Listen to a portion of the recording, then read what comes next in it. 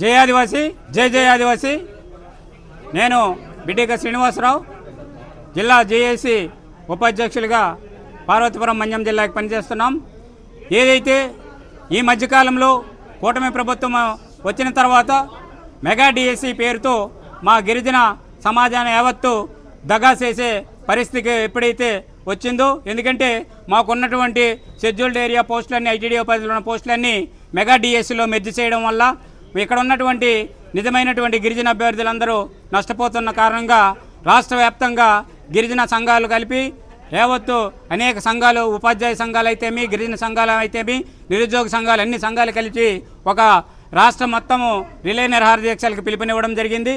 ఇప్పటికే ప్రతి ఐటీడీఏలో ఈ దీక్షలు అనేవి కొనసాగుతున్నాయి. కానీ ఈ సీతంపేట ఐటీడీఏలో రిలే నిరాహార దీక్ష చేయడానికి కోసము మేము ఈరోజు మొట్టమొదటిగా ఈ యొక్క రిలే నిరాహార దీక్ష చేసి తర్వాత తద్వారా ప్రభుత్వాన్ని నుండి ఎటువంటి సానుకూలమైన స్పందన లేనప్పుడు ఇప్పుడు రిలే నిరాహార దీక్ష కాకుండా ఆమరణ నిరాహార దీక్షకు కూడా గిరిజన అభ్యర్థులందరూ రెడీగా ఉన్నారని ప్రభుత్వానికి హెచ్చరిస్తున్నాము.